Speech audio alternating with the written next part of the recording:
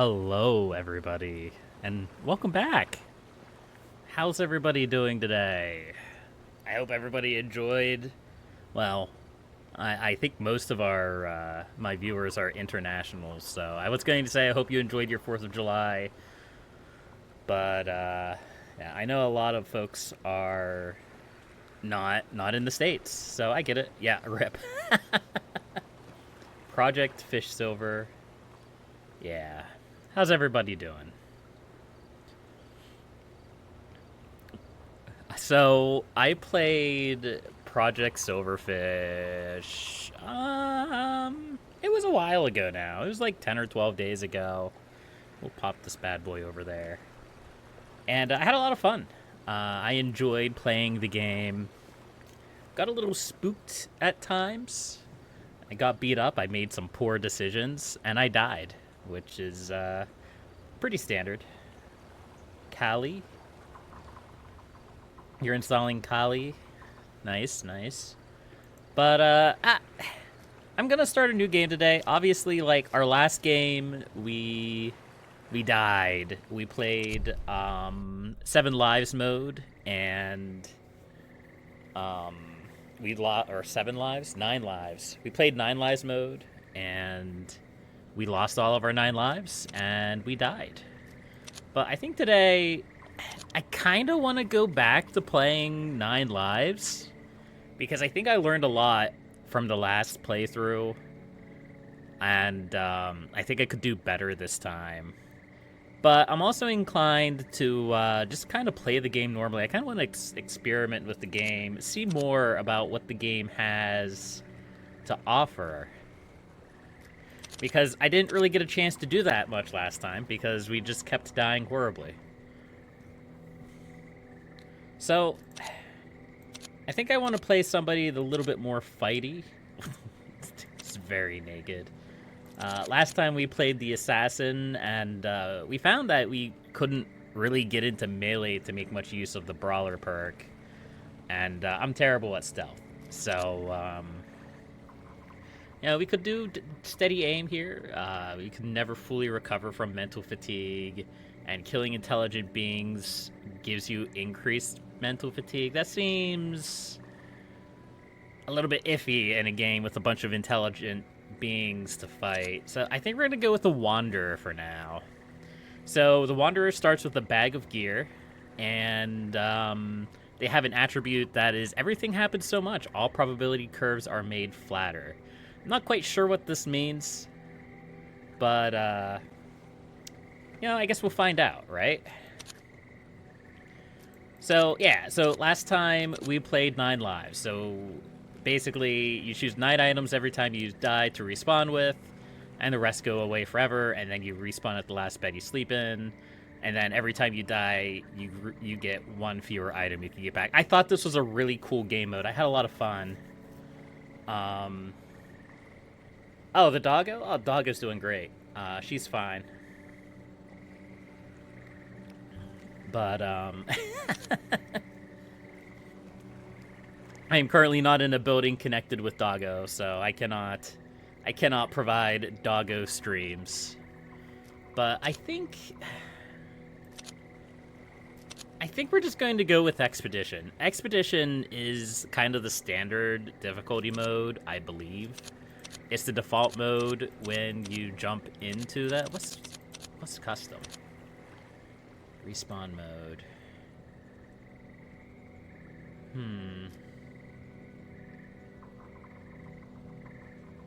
Interesting. I don't think we worry about that. I think we're just going to do Expedition mode, where we're going to just kind of play the game normally and see what we can find out, see what we can explore, yeah? See what kind of spooky things we can encounter. So we're going to start in the observatory. We already did the intro, so let's go. All right, who wants to take bets on how quickly we're going to die horribly?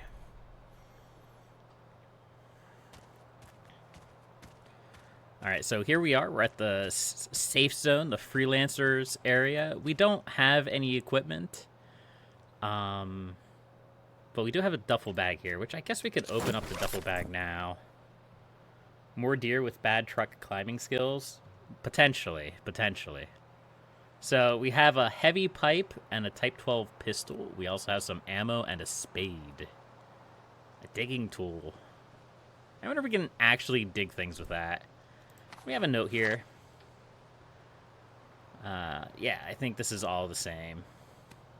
Yeah, we'll go ahead and add that to the journal and just get rid of the note. Drop it on the ground. All good. All good. So we don't really want to brandish our weapon at people. 2 bandages. Nice. All right, so we're going to go ahead and go get started. I assume that, like, for the most part, this intro area is the same, so I'm not going to really bother talking too much in depth with characters. We're just going to kind of go get a couple missions and go from there, yeah? Hello, Sammy. Or Simmy. I already forgot your name. I'm no rookie. Spare me the introduction. Let's talk about work. So, these all look to be the same missions. Disable the signal jammer in Crossroads. We'll accept that. If I had to say one complaint I have about this game so far, is that it doesn't seem like anything really changes it up. I don't know if that's intentional. I would like to see more variety in the contracts that are available initially. But it is important to keep in mind this game is in early access. It's still under development. So that's important to keep in mind. So the other task that I asked for was to find a wrench for Simmy. And she also has a bunch of things in here to trade, which I'd like to get me some lockpicks, but we'd have to find some scrap electronics for that. And I don't see that to be so. Okay, so is there anything shiny in here? Ooh, thank you very much. That's not a real can of beans. Okay. So there's a book here. We also have storage here. Now, how large is the map? Let's see. It's decently large. We'll have a better sense of scale when we get into some of these areas. But it seems like it's a fairly large region. So, like, Crossroads is pretty big. We were through this town during the last playthrough. It was a nice little walk. Each of these areas are, like, instanced. And when I say that, I mean that, like, they're kind of cut off from one another and there's a load screen in between them. And they use that to, like, load in enemies and whatnot. But, yeah, there's also a storage area here. I never really monkeyed around with that for the last time I played, which I probably should have, let's be honest. Alright, so I have a book here. Can we read this book? Commentaries on a post-threshold history. Oh, no. Not books. The Anthropocene has ended. Humanity could not survive the threshold. Now we are the inheritors of their ruin. Is it only inevitable that we should also inherit their folly? The truth behind what happened during the threshold event is hotly debated, and many details have been thoroughly lost to time. What can be said for certain is that the extinction of man was by no means complete. So-called survivors still roam where we inheritors have yet to settle. Many would, however, protest the notion that these post-human forms are still truly alive. The criticism is largely true, though it has been observed that some survivors still retain their faculties, even if the majority of their king does not. It must also be acknowledged that many pre-threshold organizations, such as the NFTA, Northern Free Trade Alliance, and even sectors of the EDP, Eastern Defense Pact, still operate into the modern day. Lately, many of the EDP member states have transferred powers to inheritor-led governments through various means. However, quite crucially, the NFTA is still under the leadership of prominent and powerful post-humans, and shows little signs of changing this arrangement. This political power bloc is commonly referred to as the plutocrats. Their rank consists entirely of pre-threshold human gentry with net worths valued in the trillions. So nothing changes, huh? In the times of the threshold, NFTA has consolidated and centralized its resources into a single federalized state apparatus. This state wields full authority over industry, economic institutions, and all military forces of the northwestern world. Their reasoning for these actions are to defend the rights and interests of free enterprise from foreign and international threats. NFTA also describes itself as a constitutional democracy, holding elections for the position of executive chairman between the nominated plutocrats every 8 years. According to the aforementioned constitution, only biological humans are permitted to vote in any capacity. So really nothing changes. Fair enough. Okay, so we go over here and look at the map. We'll get a little better idea of like the political situation. So NFTA is in blue, EDP is in red. I have no idea where we are on this map. Let's not worry about it too much. Democracy, very bad. Very bad indeed. Let's not get political here, shall we? Alright. You guys have trade things, right? What do you have to trade? So we could trade 2 bandages for, what is this? A 12 gauge? Oh, it's like special ammo for a shotgun? Huh. Gauze pack for a thermobaric grenade. Interesting. Okay. Viva la revolution. So you would trade an assault rifle and ammo for a tac light. I would be okay with that. I remember the last time I played through, I really enjoyed the tac light. Used in heavy sniper rounds. Landmine.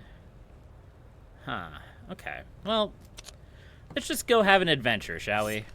We'll just go. We'll have an adventure. We'll do these initial sort of basic baby contracts, and then we'll go from there. See what kind of spooky monsters come out of the woodwork to murder us.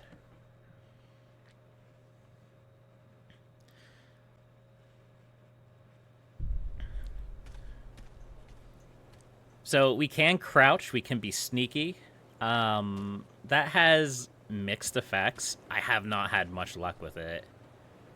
Also, was this like this before? There have been updates to the game since the last time I played it, so I wouldn't be surprised if they've adjusted some things. Alright, we get some lockpicks in here. These lockpicks are always here at the very start of the game. It's just like baby's first lockpicking sack. That lets us get through some of these doors that we wouldn't otherwise be able to. Let's not worry about that. Is this a paint can? Oh, no. Oh. That's less exciting than I wanted it to be. I was hoping it was just going to be a paint can. I could draw whatever I wanted with it. Womp womp. Oh, well. So I'm just going to check to make sure there's, like, nothing sneaking around the side of the building. There's been a couple of times where enemies have spawned over here and, like, showed up behind me. But we look like we're okay. There's a new pipe for us. It's not exactly worth anything, but hey, we have it. So there's that. And there's lots of enemies in this game, and some of these enemies will fight one another. It's a very dynamic world, shall we say. We'll grab some mushrooms here. And this froggo. There we go. This frog will be our best friend. Yeah.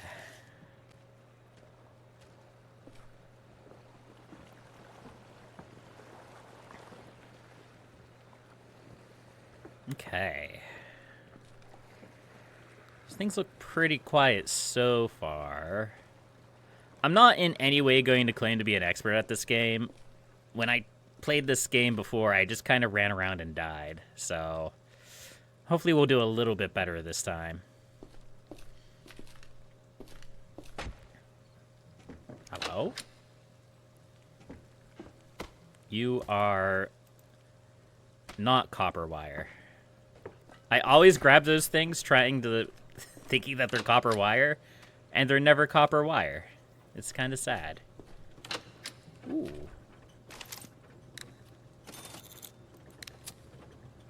So we have a lighter for light. That's pretty neat. And some ammo. Okay, alright.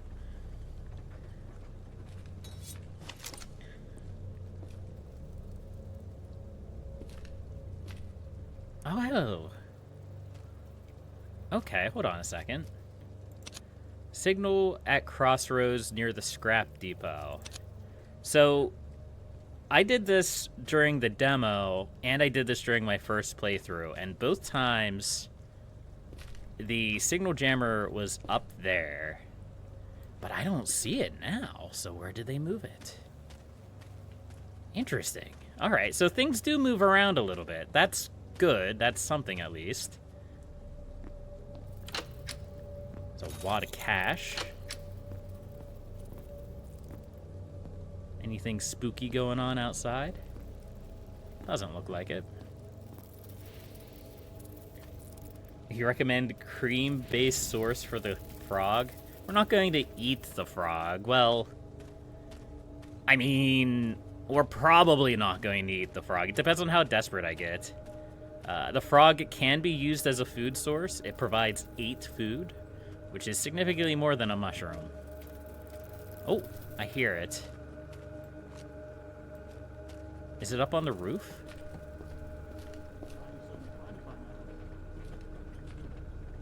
Maybe. I also hear people, though.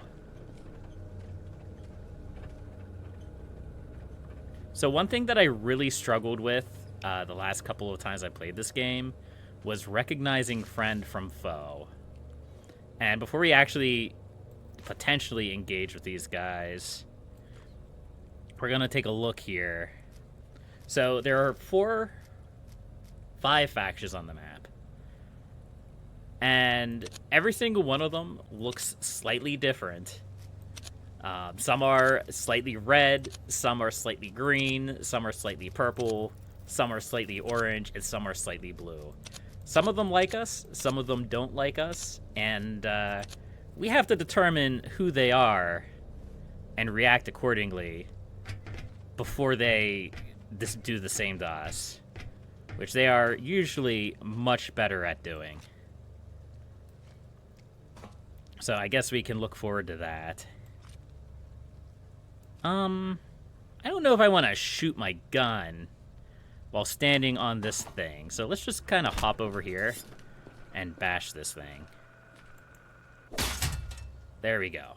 Crisis averted. But yeah, often these factions are going to be fighting one another. And we gotta make a split-second choice of who's friendly and who's not. So how do I get down from here? That's a good question. I guess maybe we can hop to... Oh, well, or we can just hop down and break our legs. This is fine. Okay. The good news about the different factions fighting is that it will give us an opportunity to potentially get loot without having to even fight someone. Because obviously they... Oh, hi.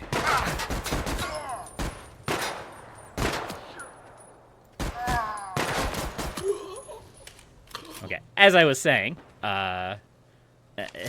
obviously they fight one another, and when they die, you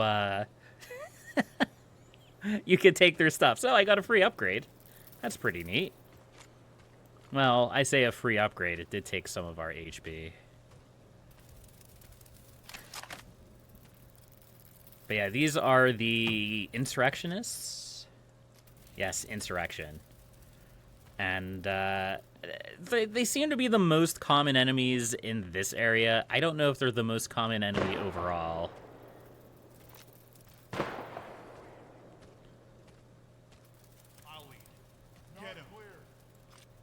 And those guys look like they're in red. So that would be the revolution. So they don't hate us, so I'm not really going to be interested in picking a fight with them. But maybe we can help them out with whoever they're fighting.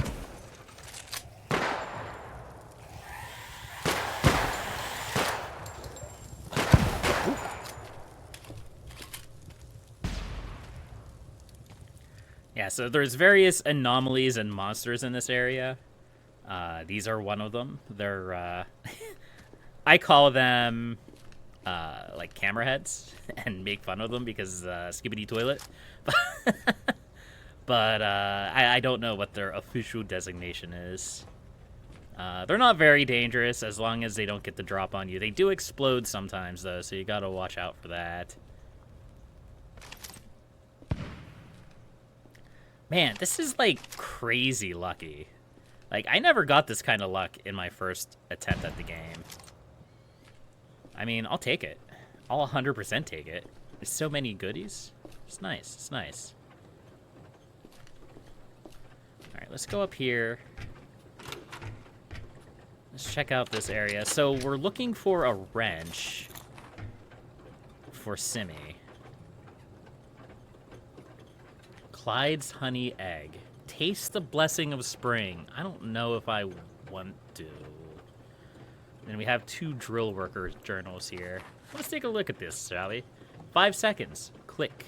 The beast waits. 5 seconds. Click. The beast roars. It takes a bite from the bedrock. 5 seconds. Click. The beast swallows. On me. 5 seconds. Click. The beast yawns. Foul heat and smoke pour from his terrible belly. 5 seconds. They were creatures of stellarite, fingers and jawbones, reaching up at us as from that hole we dug. The hole we still dig. We drain the lifeblood of creation from our well. 5 seconds. Click. I look into that pit. Red light. Okay, this is really distracting. Could you not fight around here? I'm reading lore.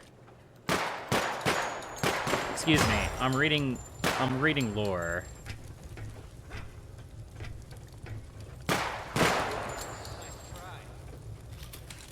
There. Are we done? Good. Let's put on some music. Yeah, there we go. All right, back to the lore. Where were we? I look into that pit, red light flashing in torrents. I see stars below me where they should be bedrock. We have pierced our earth in ways unforgivable. 5 seconds. Did they seek to persecute us, or did we break them out of some prison? 5 seconds. Did we create them? Click. To go digging and to find awesome and terrible things below the ground. Did they ever wonder if those things were buried for a reason? There's no such thing as magic. All the secrets of nature come to bear regardless of our understanding. Science is merely us recording what we find. But what have we found? 5 seconds. Click.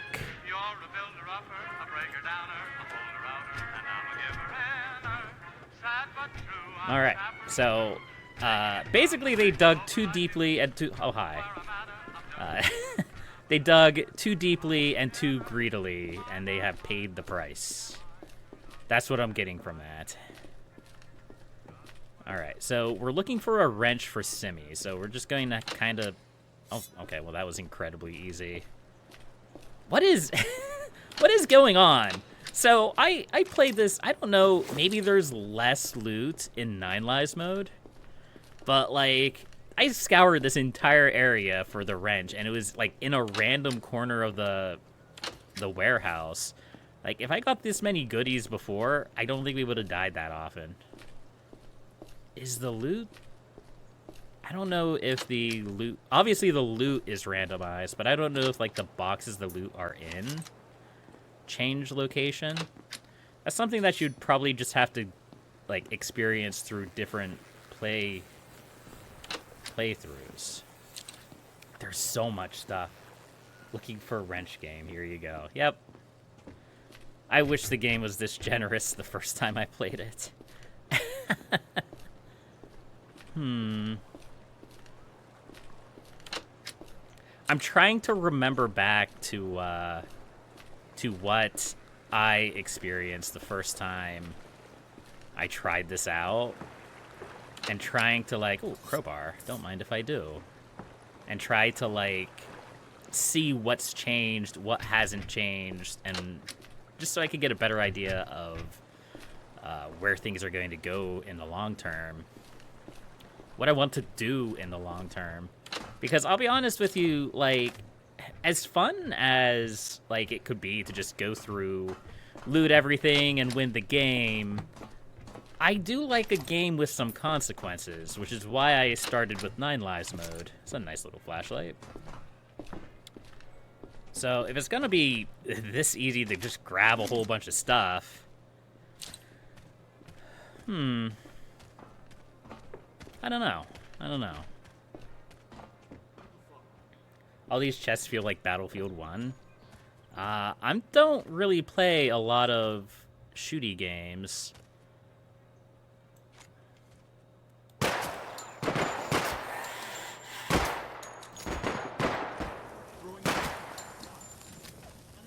Oh, hi. You know, I'm out of ammo. I'm out of ammo. No. Help me. Help me. Reloading.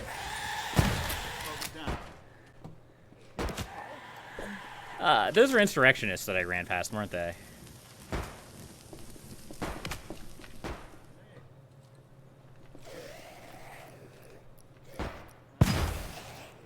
They sure are. Oh. Here. No, you helped me. I don't want to shoot you guys. Come on.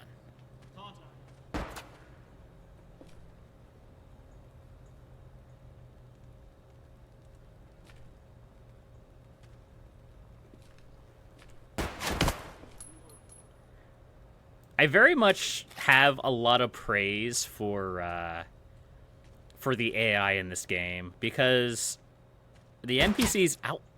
That hurt. The NPCs do, like, try to flank and adjust their positions based on your position. So you kind of got to be a little careful. Because they will, like I said, they will try to flank you. They will try to avoid your attacks. One over there. We'll find you. There's, like, a guy right there. Damn it. Ow. Alright, let's go. Nope.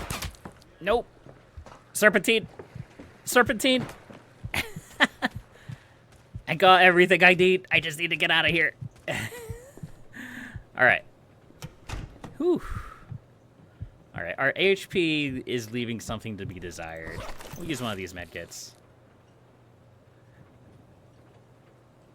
I don't really play these snooty games. Yeah, I mean... I don't know. Shooters just aren't really for me. They're over here. Oh, hi! What the... Alright. Let's just keep going. Nope.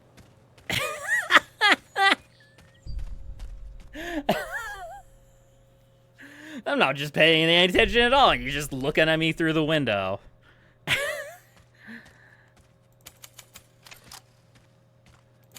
I don't have any ammo in any of my guns, or I would have stayed there to fight.